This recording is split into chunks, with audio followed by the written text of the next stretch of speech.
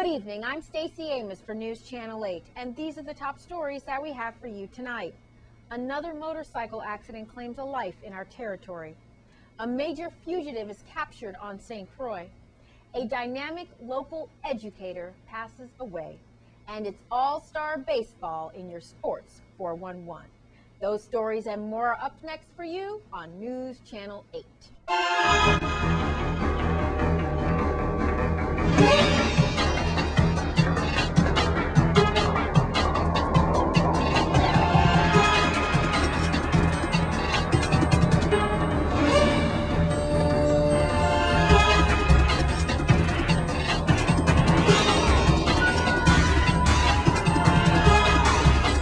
In our top story tonight, the Traffic Investigation Bureau officers on St. Thomas are investigating a tragic accident that took place last night on Weymouth-Reimer Road.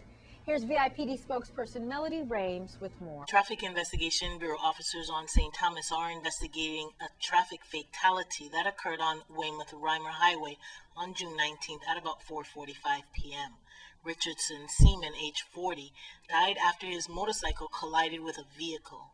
According to the initial investigation, the motorcycle operated by Seaman was traveling north on Reimer Highway near McDonald's restaurant, while a 2005 black Audi was traveling south on the same road in the same area. The vehicle entered into the northbound lane and collided with the motorcycle. Seaman was taken to the Schneider Regional Medical Center by ambulance. Medical staff said Seaman sustained serious head injury and was in critical condition. However, he later died from his injuries. Police said Seaman was not wearing a protective helmet. Seaman is a resident of Dominica and was visiting friends on St. Thomas at the time of the accident. The case is under active investigation by the Traffic Investigation Bureau. In other news, St. Croix police have captured a man wanted on several major charges, including bank robbery. Here's the story. St. Croix Deputy Police Chief James Paris congratulated VIPD officers, HIDTA, and the Florida-based U.S. Marshals for the capture of a fugitive from justice, 34-year-old Kenneth Christian, who was arrested on June 19th on St. Croix. Christian was wanted in Florida on charges of forcible sexual battery and kidnapping and bank robbery. Law enforcement believes that Christian fled to St. Croix on April 20th to avoid prosecution. The bank robbery charge originated in Gainesville, Florida on March 28th, and police said that the forcible sexual battery and kidnapping was committed in the same area on April 17th.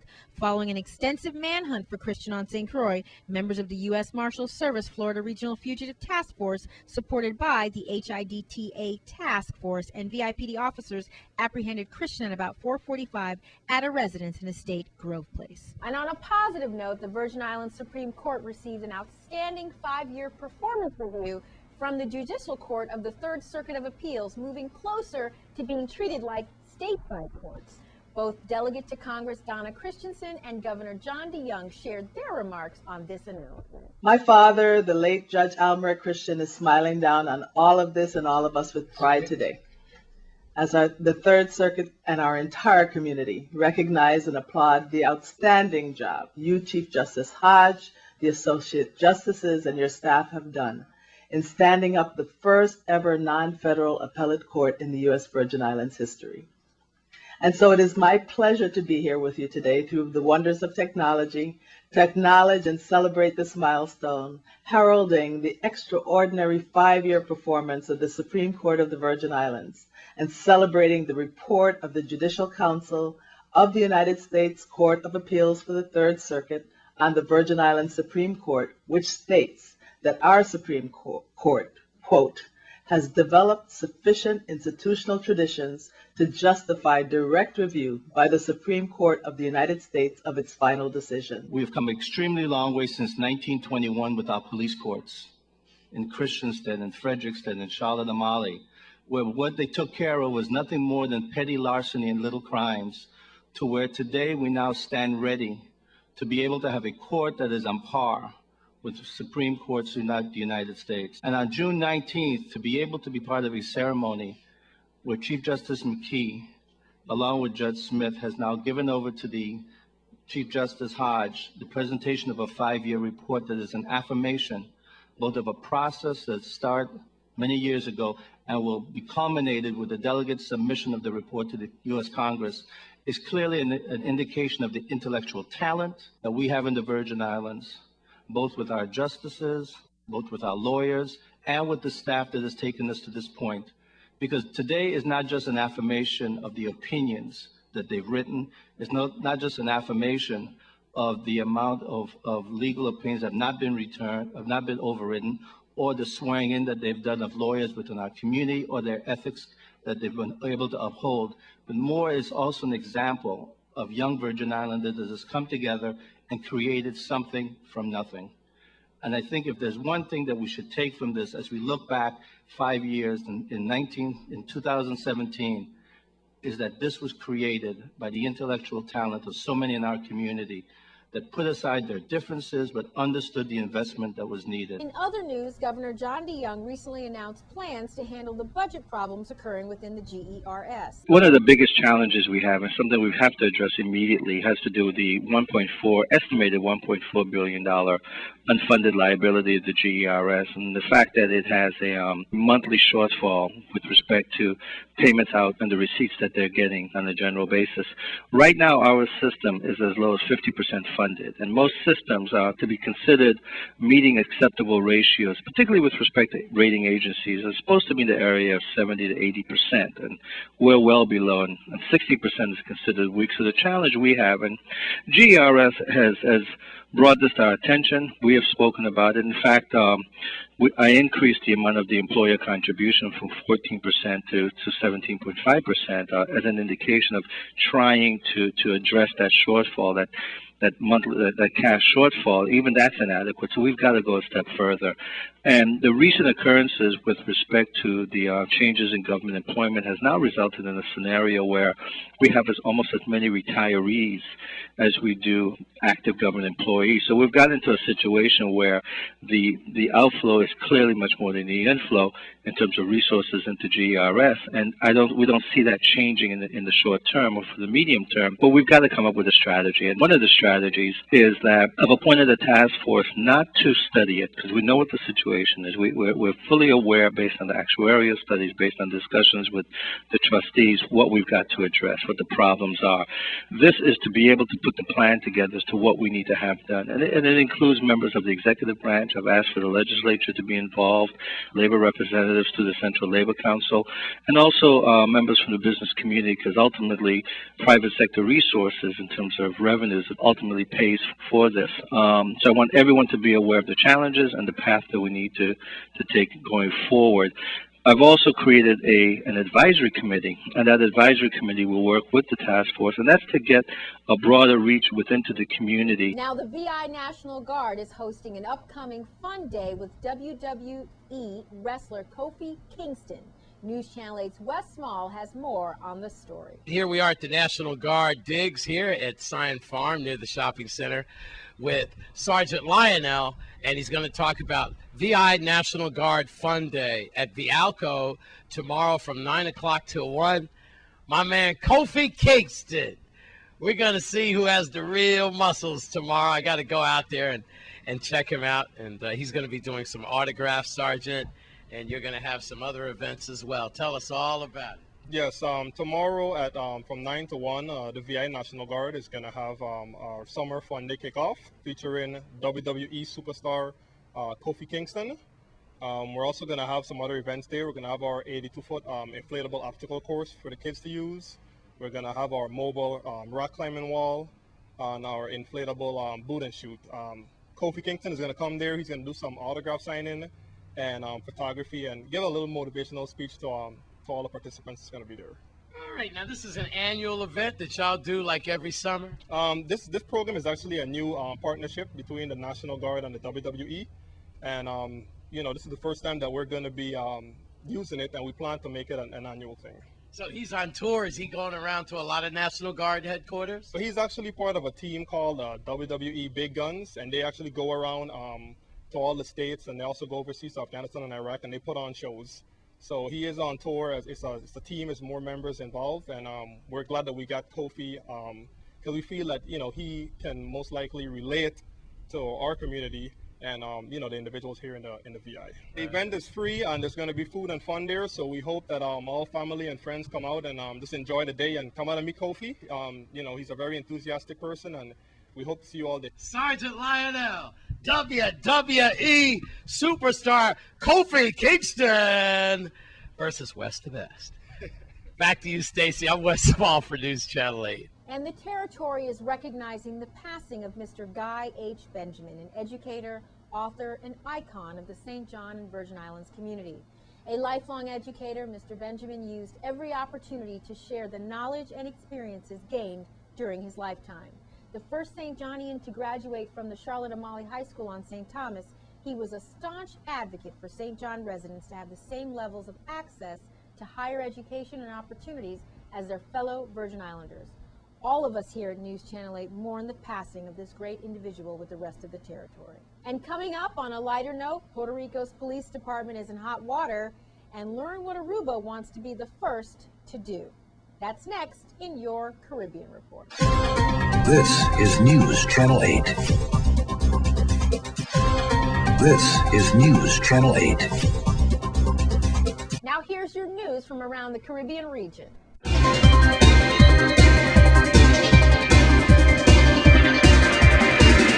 From the Caribbean region, the Branson Center of Entrepreneurship in the Caribbean is ready to welcome another 20 entrepreneurs with its third round of applications now open to the public. Also from the Caribbean region, by the end of TradeWinds 2012, maritime defense officers from across the Caribbean will be more equipped to handle a range of marine threats, from underwater explosives to oil spills. Intensive training in advanced dive techniques led by the Fleet Diving Unit Atlantic of the Royal Canadian Navy are currently underway as 21 participants from across the Caribbean are undergoing the rigorous training. From Antigua, Hilson Baptiste, who is currently Antigua's Minister of Agriculture, regrets that in his country, the days of farming and gardening in your backyard are over from when he was a boy. He is now part of an initiative aimed at getting the population to produce 4 million pounds of food annually in their own backyards. From Aruba, Aruba's government, led by Prime Minister Mike Iman, has announced at the Rio Plus 20 conference that the country is partnering with Sir Richard Branson's Carbon War Room to transition to an energy portfolio of 100%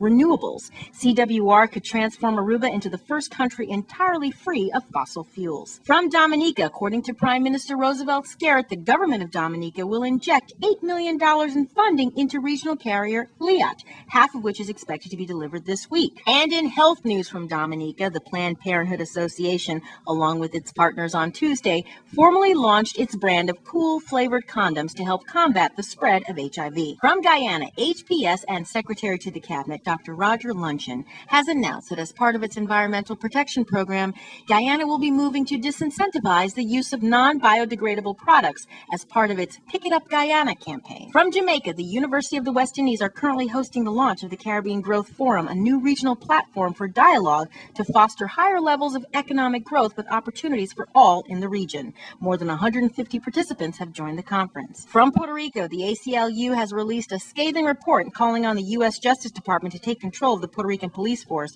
to ensure reforms are carried out. That says the department's officers routinely use excessive force, killing at least 21 people in the past 2 years, and has also failed to address corruption, mismanagement, and human rights abuses. From St. Kitts, the National AIDS Secretariat in the Federation is partnering with Scotiabank to mark the 5th year anniversary of the Regional HIV Testing Day in the Caribbean on June 29th, where voluntary counseling and testing will be conducted. From St. Lucia, the Sacred Sports Foundation has joined forces with the Australian Sports Outreach Program to encourage vulnerable young St. Lucian girls to participate more in sports and healthy lifestyle activities. And in your cricket update, there was no stopping West Indies A-team on Tuesday as they completed an emphatic 10-wicket win over India A at Bessajor Cricket Ground to take the 3-match Digicel Test Series 2-1. And typically breathtaking batting from Dwayne Bravo and Chris Gale failed to inspire the West Indies as they were upstaged by England with its 5th one-day international 100, leading England to an 8-wicket victory.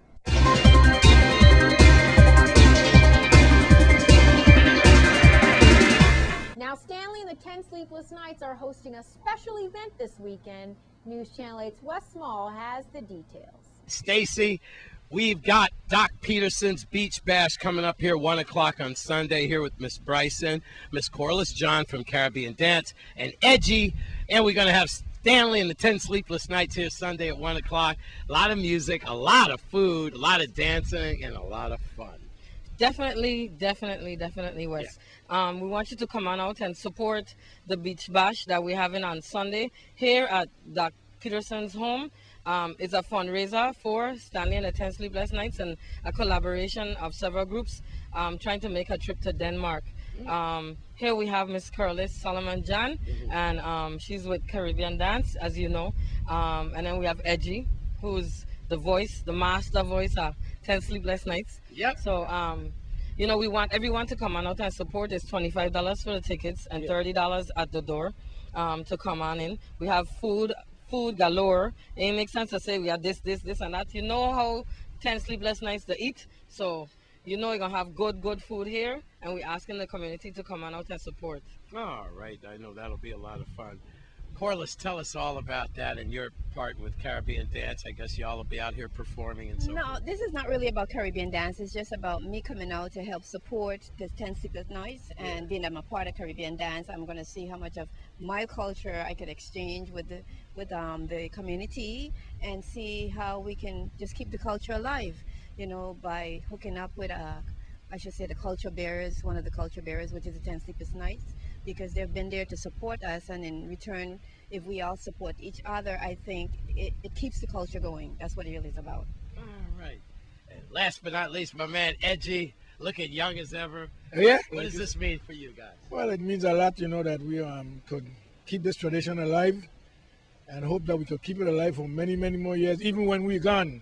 So this is what this fundraiser is about, you know, to send people away to school to learn music, to come back home and keep this tradition up. So come out to Doc Peterson Beach Bash Sunday at 1 o'clock, and let's get the ball rolling. And you'll be doing it. Oh yeah. Let's bring it home then, Miss Bryson. Sunday at 1 o'clock. Sunday at 1 o'clock at Doc Peterson's home. Come on out. Food and drinks on sale, you know. Support everything that's going on here. Again, like Edgy said, it's about carrying it on. It's not just for today, but it's for tomorrow. You know that Stanley has mentored the Coil Bay Ambassadors, which is my group. And again, it's all about keeping culture going. And if we don't pass it on to the next generation, we're going to lose it. So everybody, I was saying we don't do this for the youths, we don't do that. Here's your opportunity now to come out and support what the youths are doing. All right, we'll see you here Sunday, 1 o'clock. I'm Wes Small for News Channel 8. Coming up, it's All-Star Baseball in your Sports 411. This newscast has been sponsored by Mario's Virgin Crystal. Let us save you the hassle of lugging those jugs around. Purified bottled water conveniently delivered to your home or office. Also available in your favorite grocery store. Call 773-2810. This is News Channel 8. This is News Channel 8. Now here's Stephen Koo Francis with your Sports 411. Thanks a lot, Stacy. Tonight we bring you action from the Emerald Plaskett Little League, where we have the East All-Star versus the West All-Star in the 9 to 10 division at the Renhold Jackson Ballpark in Wim. Let's pick up the action. Bottom of the third. The score is all tied up at 5-all. East have 2 on. Well, the batter hits a blooper into center field that drops in, scoring the base runner from second, giving the East the lead 6-5. Top of the fourth, the West All-Star exploded for 4 runs in the inning, taking back the lead 9-6. Bottom of the fourth, here comes the East All-Star. 2 on for Jonathan Dennis. He hits one down the third base line, getting past the outfielder, driving home 2 runs. Dennis, he's a speedster. He ends up with a triple. Next up is Javier Flynn. He then drives home Dennis, tying up the game 9-all. To the fifth we go. Both teams posted no run as we had excellent plays on defense on both sides. Here the East pitcher helps himself get out of the inning. What a grab, what a grab. So did the West pitcher as he gets Flynn to strike out. Top of the sixth, West have a runner on first. The batter hits one up the middle. The second baseman, Carmona, Is Johnny on the spot, feels it, steps on second, and then throws to first for the double play. What a play! Da-da-da. Carmona with the double play. The pitcher's best friend. Later in the inning, the West have 2 on for Mendez. He hits one to the right field. Jerry Holmes, the go-ahead run, giving the West the lead 10-9. Bottom of the 6th, the East have 2 runners on in scoring position. 1 out for Henry. Well, he hits one deep into the center field. 1 run comes home, tying up the game. The wave home, the next runner. Here comes the winning run on the plate as we have a walk-off win. The East wins 11-10. What a game! What a game!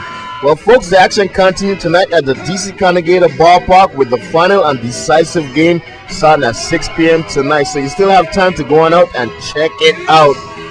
That's a look at Sports 401 update. I'm Stephen P. Francis from News Channel 8. Back to you, Stacy.